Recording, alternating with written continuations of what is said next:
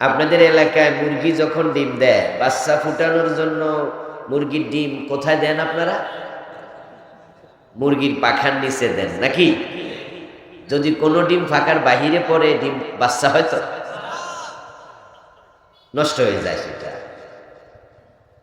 মাহফিলেও একটা সিস্টেম আছে, একটা এরিয়া আছে। মাহফিলে যে প্যান্ডেল, এখানে শুরু থেকে পিছনের দিকে যাবে। মসজিদে যাওয়ার পরে আমরা কি এক দুই কাতার খালি রেখা পিছনে দাঁড়িয়ে যাই? সিস্টেম আছে। এই জন্য আমি অনুরোধ করবো, যারা আসছেন তো কাছাকাছি আছেন, এই মাত্র 2 হাত 5 হাত দূরে আছেন, যাদের পায়ে ব্যথা আছে তারা উপরে বসলে অসুবিধা নাই। হয়তো আপনার পায়ের সমস্যার কারণে আপনি পা মেলে বসতে চান, আপনার জন্য অজর। কিন্তু বাকি ভাইয়েরা মাশাআল্লাহ যে চলে আসতেছেন, ভিতরে চলে আসেন। প্রিয় দিনী ভাইয়েরা, আমি আপনাদের সম্মুখে পবিত্র কোরআন মাজিদ থেকে সূরাতুন নিসা এর 37 নম্বর আয়াতে কারিমা তিলাওয়াত করেছি। না, 31 নম্বর আয়াতে কারিমা তিলাওয়াত করেছি। নবীজি সাল্লাল্লাহু আলাইহি ওয়াসাল্লামের পবিত্র মুখ নসৃত একখানা ছোট্ট হাদিসে নববী পাঠ করেছি।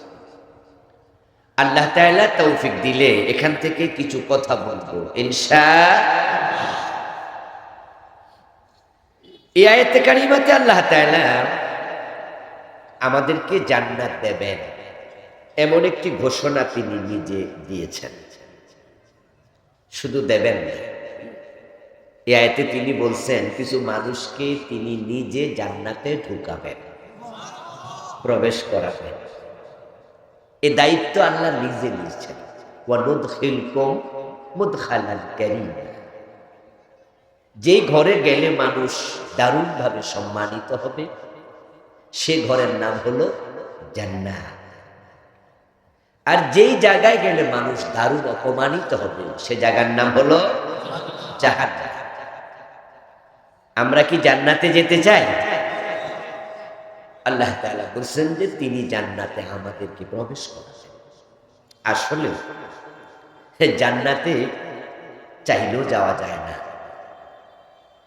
এই জায়গার যে দাম, রাসূল বলছেন মাওদাউ শিবরিন ফিল জান্নাহ খায়রুম মিনাদ দুনিয়া ওয়া মা ফিহা। জান্নাতের 1 বিগত জায়গার মূল্য তামাম দুনিয়ার চেয়ে বেশি। সুবহানাল্লাহ।